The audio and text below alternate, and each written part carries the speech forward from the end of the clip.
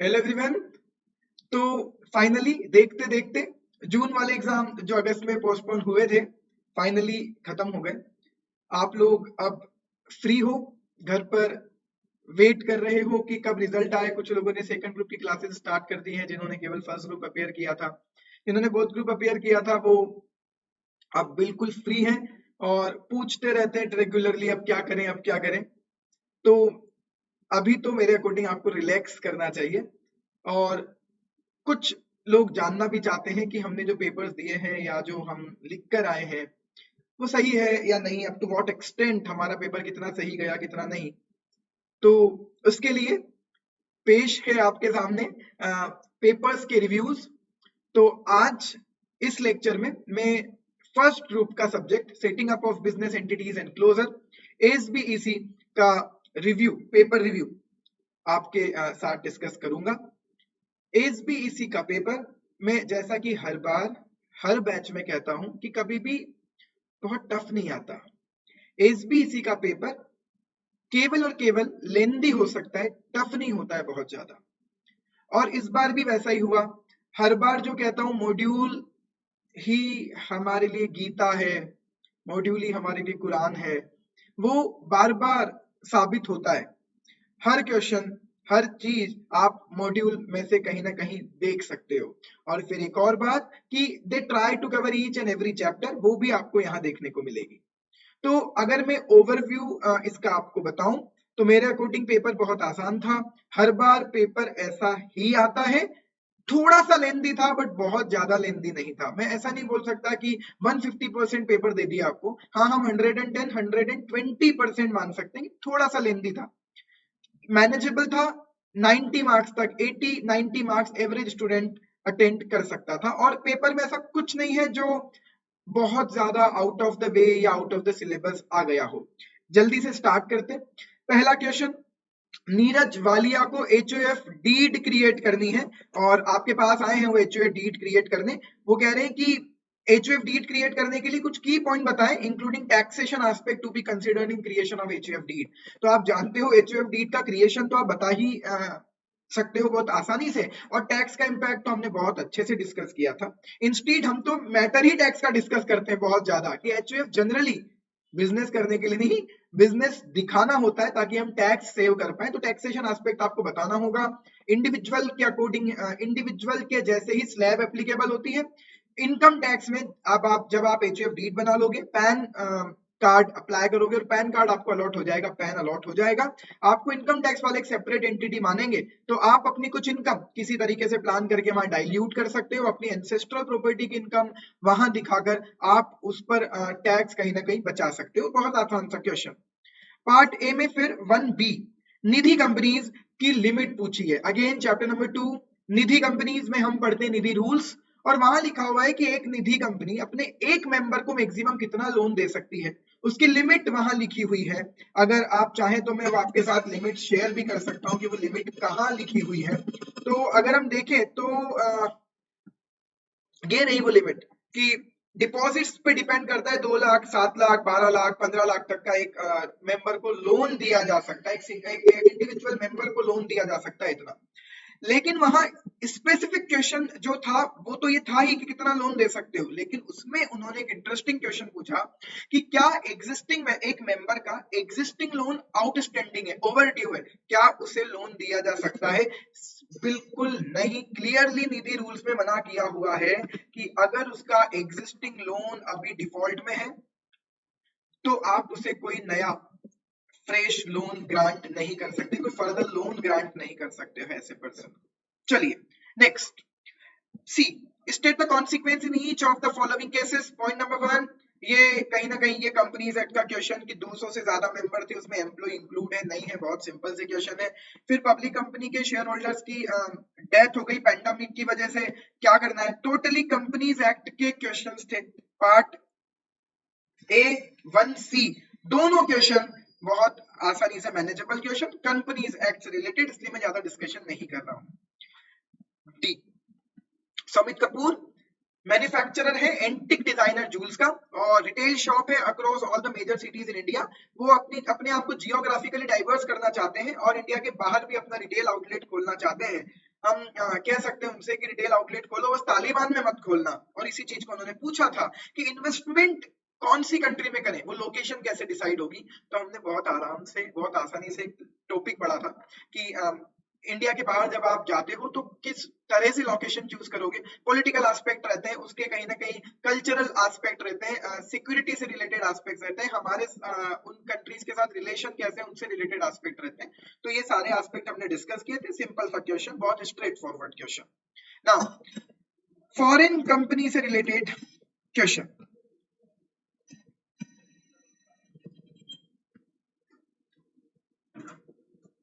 To a Melta LLC, ये company का कोई इंडिया में प्लेस ऑफ बिजनेस नहीं है, ना ही खुद से प्लेस ऑफ बिजनेस है, ना ही एजेंट के थ्रू प्लेस ऑफ बिजनेस है, बट वो ऑनलाइन बिजनेस कर रहे हैं इलेक्ट्रॉनिक मोड से इंडिया में। क्या मेहता एलएलसी को फॉरेन कंपनी ट्रीट किया जाएगा? अगर आप फॉरेन कंपनी की डेफिनेशन की बात करना चाहते हो तो प्लेस ऑफ बिजनेस होना चाहिए, चाहे फिजिकली या एजेंट के थ्रू या इलेक्ट्रॉनिक मोड से भी। तो डेफिनेटली वो प्लेस ऑफ बिजनेस कॉन्स्टिट्यूट होता है, फॉरेन कंपनी है। नेक्स्ट, कंपनी के आर्टिकल ऑफ एसोसिएशन में लिखा हुआ था वही, अगर आपको पता हो, ये केस हमने पढ़ा हुआ भी है, आपका इंडोर मैनेजमेंट का केस है कि कंपनी के इंटरनल केसेस में कैसे जान सकता था, और डेफिनेटली आप उसमें बच जाओगे, आउटसाइडर प्रोटेक्ट होगा। लेकिन साथ में मैं हर बार कहता हूं, आप इसमें एक लाइन लिखकर और आ सकते थे कि प्रिकॉशनरी हम ये कर सकते हैं कि अगर कोई कंपनी कहती है ना कि ये काम हम कर सकते हैं रिजोल्यूशन पास करके शेयर होल्डर्स की मीटिंग में, तो वो काम डेफिनेटली आपके पास ये राइट है कि मैं कैसे पता लगाऊंगा आपने रिजोल्यूशन पास किया है, नहीं, डेफिनेटली आपने कर लिया होगा, ये आपका इंटरनल मैनेजमेंट है। लेकिन हमें इतनी समझदारी और रखनी चाहिए कि हम उनसे सर्टिफाइड ट्रू कॉपी मांग लें उस रिजोल्यूशन की। ठीक है, point number C, PQ limited, PQ private limited in newly incorporate company है और प्राइवेट इक्विटी और एंजल इन्वेस्टर के थ्रू पैसा लाना चाहती है। इक्विटी फाइनेंसिंग ऑप्शंस बताइए, इक्विटी फाइनेंसिंग ऑप्शंस क्या क्या है? Private equity, angel investors, definitely उसके बाद फिर सीरीज फंडिंग, फिर डेफिनेटली उसके बाद आप आईपीओ के थ्रू तो पैसा ला ही सकते हो, और स्टार्टिंग में सीड फंडिंग हो ही सकती है। तो ठीक है, बहुत आसान सा क्वेश्चन, इक्विटी फाइनेंसिंग ऑप्शंस कौन कौन से अवेलेबल है, बहुत शॉर्ट में आपको समझाना था। प्राइवेट कंपनी को ओपीसी में कन्वर्ट करना है, प्राइवेट कंपनी को ओपीसी में कन्वर्ट करना है, बहुत बहुत छोटी सी प्रोसेस थी। क्या करना तो होता है, केवल बोर्ड मीटिंग में बोर्ड रिजोल्यूशन या जनरल मीटिंग में स्पेशल रिजोल्यूशन, और उसके बाद आपको फाइल करना है एमजीटी 14 देन आईएनसी 6। ठीक है, लेकिन ये पूछ क्या रहे हैं, जनरल मीटिंग के नोटिस के रिगार्डिंग प्रोविजन बताओ। ठीक है, आप लिख सकते हो कंपनी को नो ऑब्जेक्शन सर्टिफिकेट लेना होता है, यस, सारे मेंबर्स से और सारे क्रेडिटर्स से आपको लेना होगा नो ऑब्जेक्शन सर्टिफिकेट। कौन सा फॉर्म रिक्वायर्ड है ई फॉर्म कन्वर्जन के लिए? आईएनसी 6, उसको डिटेल में आप लिख सकते थे, उसके अटैचमेंट भी। और प्रोविजंस को अगर कॉन्ट्रावीन करोगे तो कितनी पेनल्टी लग सकती है, तो आपको पता होगा वहां प्रोविजन प्रिस्क्राइब्ड है कि 5,000 रुपए तक की पेनल्टी लग सकती है, और फिर एक ज्यादा डिले करोगे तो 500 पर डे की पेनल्टी बाद में और लगा सकते हैं, इन वाले प्रोविजंस को अगर आपने कंप्लाई नहीं किया। 2E, बहुत आसान था क्वेश्चन कि खुद ही ने लिख दिया, कॉन्ट्रेक्चुअल जॉइंट वेंचर वो है जहां सेपरेट लीगल एंटिटी की जरूरत नहीं है या सेपरेट लीगल एंटिटी फिजिबल नहीं है। तो आपको पूरे टॉपिक में समझाना है कॉन्ट्रेक्चुअल जॉइंट वेंचर नीड क्या होती है और कॉन्ट्रेक्चुअल जॉइंट वेंचर बनाते क्यों है, ये तो ठीक है, कैसे बन रहा है, तो डेफिनेटली स्ट्रेटेजिक हमारा जब टाई अप होता है हम डेफिनेटली अग्रीमेंट के थ्रू, कॉन्ट्रैक्ट्स के थ्रू ही वो चलाते रहते हैं, और फाइनल स्टेज पे नहीं जाते, that is equity joint venture, वहां हम नहीं जाते।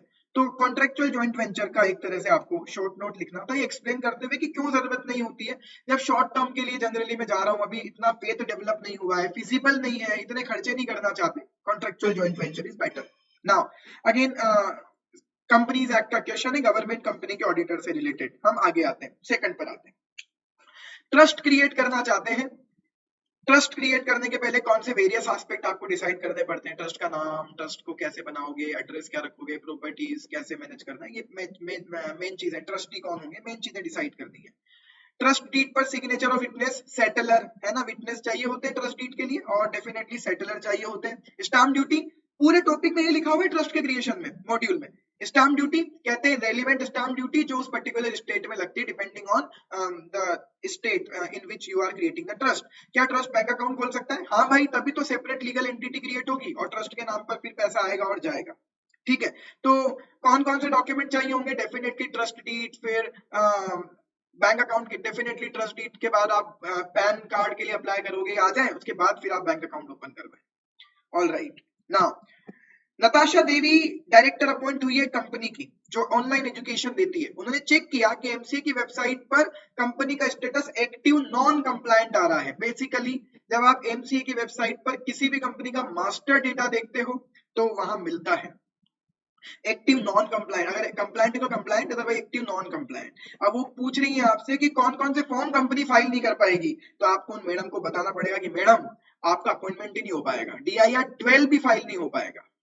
ऑल राइट, तो अगर एक्टिव कंप्लायंट कंपनी नहीं है तो SH7 फाइल नहीं कर सकती कैपिटल के लिए, पास 3 फाइल नहीं कर सकती अलॉटमेंट जो उन्होंने किया होगा, DIR 12, INC 22 नहीं फाइल कर पाओगे, INC 28 नहीं फाइल कर पाओगे, राइट। अमलगमेशन मर्जर, इन चीजों में नहीं जा सकते आप जब तक कि आप एक्टिव नॉन कंप्लायंट है। एसपीवी पर क्वेश्चन है, सिंपल एसपीवी वो चीज होती है जो स्पेशल पर्पस के लिए बनाई जाती है, तो आपको बताना है एसपीवी क्या होती है, क्यों बनाते हैं और क्या रीजन है।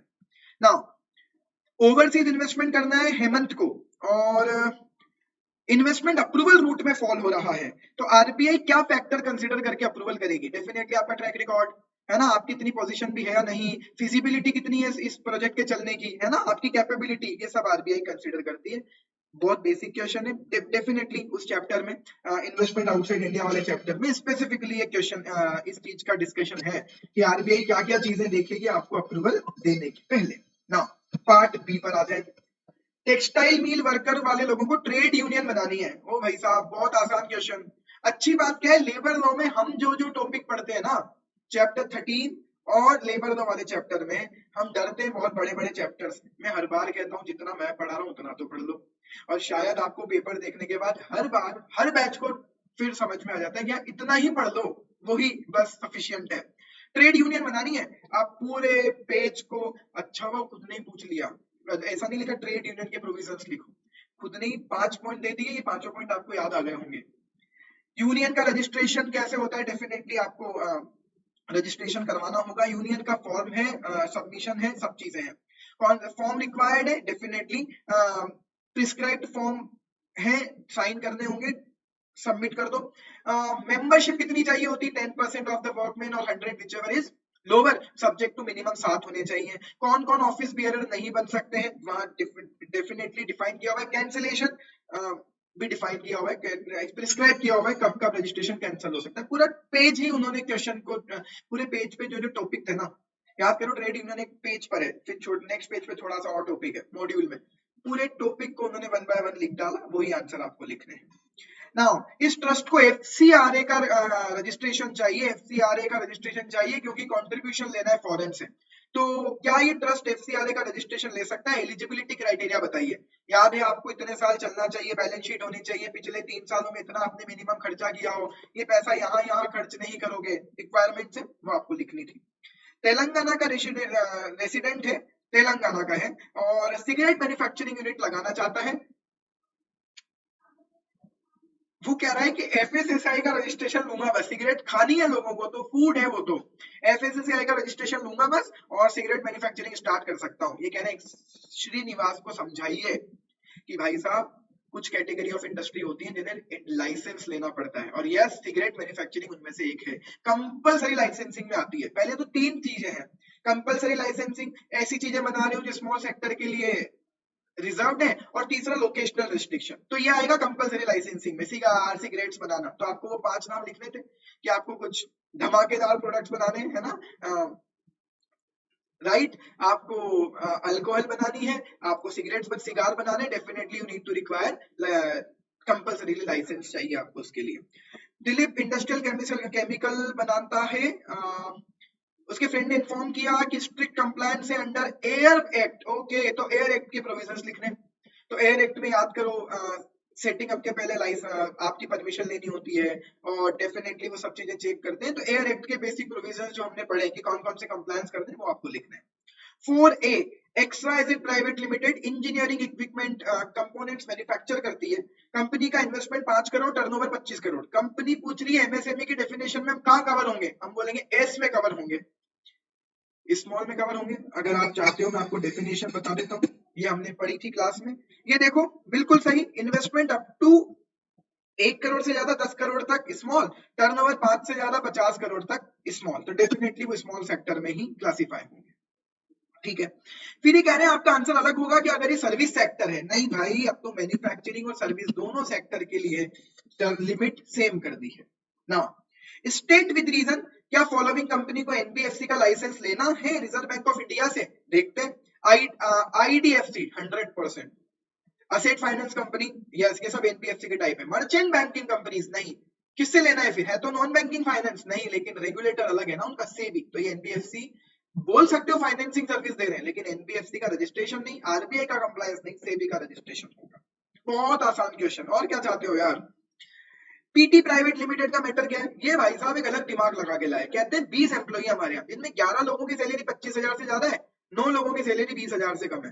कह रहे मेरे को थोड़ी एसआईसी का रजिस्ट्रेशन करवाना है, क्योंकि 10 लोगों से कम है जिनकी सैलरी 20,000 से कम है। इनको समझाना पड़ेगा भाई साहब, वैसे ही आपके 20 एम्प्लॉई हैं, आपको रजिस्ट्रेशन लेना है, सैलरी लोगों की कितनी भी हो, अगर 10 से ज्यादा आपके एम्प्लॉय हैं, एसआईसी का रजिस्ट्रेशन करवाना होगा अंकल। पीटी प्राइवेट लिमिटेड वालों को समझाना पड़ेगा कि रजिस्ट्रेशन करवाना होगा। फॉल कौन से एम्प्लॉय होंगे एसआईसी में? जिनकी सैलरी आपकी इस 20,000 वाले जो 9 लोग हैं, केवल ये फॉल होंगे, है ना। लेकिन चूंकि एम्प्लॉय लिमिट से ज्यादा है, रजिस्ट्रेशन करवाना होगा। टोटल एम्प्लॉय काउंट होंगे, वो एम्प्लॉय काउंट नहीं होंगे जिनकी सैलरी 21,000 20,000 रुपए है ना। कॉन्ट्रैक्ट लेबर का क्वेश्चन आ गया यार, कि कॉन्ट्रैक्टर को कौन कौन से काम करने, कितना पकड़ पकड़ के समझाया था तुम्हें क्लास में, याद कर लो वो क्लास, कि कुछ रेगुलेशन कॉन्ट्रैक्टर को करने हैं और कुछ प्रिंसिपल एम्प्लॉयर को करने हैं। तो कॉन्ट्रैक्टर के प्रोविजन पूछ डाले उन्होंने, आसान। जियोग्राफिकल इंडिकेशन भी अपने आप में ट्रेडमार्क का एक स्पेशल काइंड है, इसकी करेक्टनेस बताओ और जियोग्राफिकल इंडिकेशन और ट्रेडमार्क में डिफरेंस करो। हम कहते हैं यस, जियोग्राफिकल इंडिकेशन इंदौर के पोहे, अब लेकिन तिरुपति के लड्डू तो रजिस्टर्ड है जियोग्राफिकल इंडिकेशन, है ना। तो कोई और ना बनाए, इसलिए हम जियोग्राफिकल वो जिस जगह से उसकी कनेक्शन है वहां का वर्ड तभी लिख सकते हो जब आपके पास वो स्पेसिफिकेशंस अवेलेबल है। ट्रेडमार्क का कॉन्सेप्ट अलग है। ट्रेडमार्क का कॉन्सेप्ट ये है कि मेरा मार्क आप चुरा के काम नहीं करोगे। हालांकि जियोग्राफिकल इंडिकेशन भी कहता है कि हमारे यहाँ की चीजें हमारे स्पेसिफिकेशन के अकॉर्डिंग बनाओ, तो ही नाम लिखना साथ में इस जगह का। बट डेफिनेटली दोनों में बहुत सारे डिफरेंसेस हैं। आई होप ये तो आप बहुत आसानी से लिख सकते थे। नेक्स्ट, रजिस्टर्ड फार्मासिस्ट है अमीर, वो कह रहा है कि ड्रग लाइसेंस चाहिए, मिनिमम रिक्वायरमेंट बताइए। भाई साहब स्पेस की रिक्वायरमेंट है, पहले तो उससे पूछो होलसेल का काम करेगा रिटेल का काम करेगा, ठीक है। पर वो कह रहा है फार्मेसी शॉप डालूंगा, तो हम मानते हैं रिटेल, पर आप तो रिटेल होलसेल दोनों लिख दो। स्पेस दोनों के लिए चाहिए होती है, आपके यहाँ कूलिंग इक्विपमेंट चाहिए होते हैं डेफिनेटली, तो रिक्वायरमेंट बताइए ड्रग लाइसेंस के लिए। और अगर होलसेल का काम करोगे तो तुम्हारे पास बी फार्मा की डिग्री होनी जरूरी नहीं है, लेकिन अगर रिटेल का काम करोगे तुम्हारे पास डिग्री होनी जरूरी है और तुम्हारी देखरेख में बिजनेस होना चाहिए, सेल होनी चाहिए, यही प्रोविजन है। अजीब सा क्वेश्चन केवल एक था पूरे पेपर में, प्रताप वाला। सिविल इंजीनियर ने new principle of construction device किया है, वो इसका प्रोटेक्शन चाहते हैं। कौन सा आईपी प्रोटेक्शन मेजर यहाँ एप्लीकेबल होगा? मेरे अकॉर्डिंग तो डिजाइन का रजिस्ट्रेशन यहाँ पर होना चाहिए और डिजाइन एक्ट से रिलेटेड सैलिएंट फीचर्स आपको बताने। डिफरेंस उसको बताना पड़ेगा प्रताप को कि भाई एस्थेटिक का होगा, फंक्शनल एस्पेक्ट का नहीं होगा ना। Sexual harassment of women at work place की इंटरनल कंप्लेंट कमिटी को डिफाइन कीजिए। आपको अच्छे से आता होगा, इस पर कोई डिस्कशन की जरूरत नहीं है। सिंपल सा क्वेश्चन, स्पेसिफिक क्वेश्चन है, डायरेक्टली मॉड्यूल में दिया हुआ है। कंपनी मरीन और फायर इंश्योरेंस में इन्वॉल्व है, क्या कंपनी लाइफ इंश्योरेंस बिजनेस कर सकती है? स्पेसिफिक एक लाइन लिखी हुई है मॉड्यूल में, बस वही लाइन लिखी हुई है मॉड्यूल में कि life insurance business can not be clubbed with the general business marine और फायर इंश्योरेंस बिजनेस। लेकिन ये पूछ रहे हैं कि कब आपका रजिस्ट्रेशन सस्पेंड हो सकता है। याद होंगी आपको कंडीशन, आपने कंप्लायंस नहीं किया, आपने वो मेंटेन नहीं किया मार्जिन एटसेट्रा, है ना, आपका रजिस्ट्रेशन सस्पेंड हो सकता है, नॉर्मल चीज। MGT2, MBP2, SH6 बताइए, सब आते हैं आपको, सब आते हैं आपको, कोई बड़ी बात नहीं है, नॉर्मल कंपनीज एक्ट के फॉर्म्स है। आगे आते हैं पार्ट सी। मेरे अकॉर्डिंग बहुत आसान पेपर है, मतलब इस पेपर में ढूंढना पड़े कि 90 मार्क का अगर अटेंड करना है तो क्या छोड़ो और क्या अटेंड करो, क्योंकि कुछ है ही नहीं ऐसा। लेंदी बोल सकते हो आप, टफ तो बिल्कुल नहीं, और लेंदी भी कितना, 90 मार्क्स तक का तो मैनेजेबल है। आरओसी के कुछ ऑफिसर्स ने फिजिकल वेरिफिकेशन कर डाला एक कंपनी का और पता लगा लिया कोई बिजनेस ऑपरेशन वहां कैरी नहीं हो रहा है। यस, ये प्रोविजन है कि क्या फिजिकल वेरिफिकेशन के बाद कंपनी के स्यूमोटो स्ट्राइक ऑफ का प्रोविजन चालू किया 100%। बिल्कुल, हमने पढ़ा था स्ट्राइक ऑफ में ये बिजनेस कैरी नहीं किया, ये नहीं किया, वो नहीं किया, बट अगर आप ये भी प्रोविजन था कि अगर आपके वेरिफिकेशन पे पता चलता है तो डेफिनेटली वो स्यू मोटो आपका स्ट्राइक ऑफ की प्रोसेस चालू कर सकते हैं। STK2 24 MSC4 STK2 strike off की प्रोसेस में बहुत अच्छे से हमने पढ़ा हुआ होता है। फॉर्म 24 STK2 कंपनी का स्ट्राइक ऑफ है। फॉर्म 24 जब LLP को अपने आप को स्ट्राइक ऑफ करवाना है डेफिनेटली LLP 24 एप्लीकेबल होता है। MSC4 जब डोरमेंट से आपको एक्टिव का स्टेटस लेना होता है तो आप अप्लाई करते हो। कंपनी लास्ट 2 साल से कोई बिजनेस नहीं कर रही, मैनेजमेंट ने डिसाइड किया कि हम डोरमेंट का स्टेटस लेना चाहते हैं। एक डायरेक्टर का कहना है कि कंपनी का अनसिक्योर्ड लोन है तो कंपनी डोरमेंट स्टेटस नहीं ले सकती। समझाना पड़ेगा डायरेक्टर साहब को कि साहब अभी भी आप ले सकते हो, सब्जेक्ट टू आप इनसे एनओसी ले लो। ठीक, कंपनी डोरमेंट का स्टेटस नहीं ले सकती, अगर ऐसा है तो मेरे अकॉर्डिंग तो ले सकती है। सिक्योर्ड लोन है तब जरूर नहीं होता, वो अलग बात है। नीचे सिक्योर्ड भी उन्होंने लिखा हुआ है, सिक्योर्ड लोन है तो अलग बात है। तो अनसिक्योर्ड लोन के केस में तो आप एनओसी लेकर डोरमेंट का स्टेटस ले सकते हैं। लिक्विडेशन की प्रोसेस में, अरे भाई साहब वाटरफॉल अरेंजमेंट, कितनी अच्छी किस्मत है तुम्हारी। वाटरफॉल अरेंजमेंट पूछा नहीं, पूछ लिए तीनों कहाँ कहाँ फॉल होंगे। वर्कमैन का ड्यू 12 महीने का तो पहले ही फॉल हो जाएगा। एम्प्लॉय के ड्यू 12 महीने के अलग, बचे हुए 3 महीने के लास्ट में जाएंगे। कॉस्ट ऑफ लिक्विडेशन सबसे टॉप प्रायोरिटी रटा हुआ था यार आपको, इस पर मैं आपकी इज्जत खराब नहीं करना चाहता डिस्कशन करके, सबको रटे हुआ है waterfall. Paid up capital 50 lakh, turnover 1 crore, company का कोई लोन नहीं है। बोर्ड चाहता है कि हम अब कोई और बिजनेस नहीं करना चाहते, तो कहते हैं मेथड बताओ यार, कोई कंबरसम प्रोसेस में जाए बिना कंपनी कैसे बंद कर दें। तो उनको बताओ 2 मेथड है।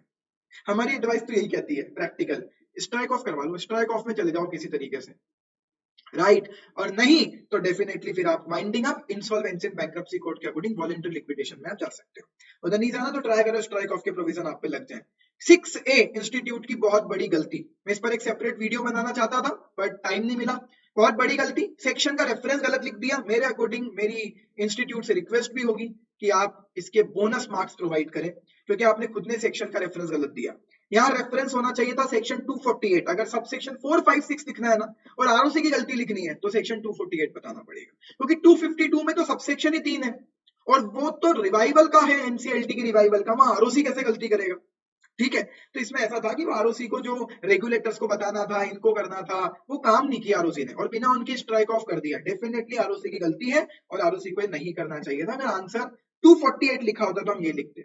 कुछ बच्चों ने ट्राई भी किया तो आपको आंसर ये लिखना था। केस लॉ भी क्लियर है कि आरओसी को पूरी प्रोसेस फॉलो करनी पड़ेगी तो ही आप स्ट्राइक ऑफ कर सकते हो, बिना प्रोसेस फॉलो किया आप स्ट्राइक ऑफ नहीं कर सकते।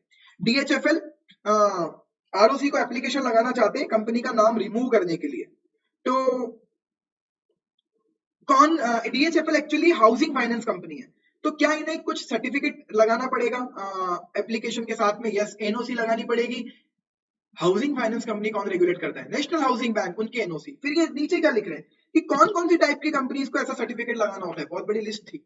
अरे यार, सेक्टरल रेगुलेटर, कैपिटल मार्केट की कंपनी है कोई, bank, merchant banker etcetera, SEBI के बारे में, सेबी का एनओसी लगाओ।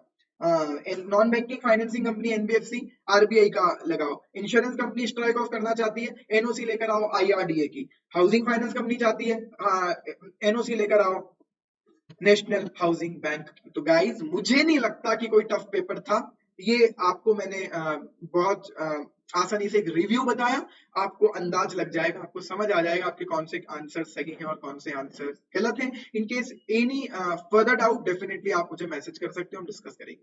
बाकी कुछ दिनों बाद तो सजेस्टेड आंसर आ ही जाएंगे तो और आपको क्लैरिटी हो जाएगी। चलिए नेक्स्ट सिक्योरिटी लॉ और एफएम के रिव्यू के वीडियो में मिलते हैं। Thank you so much.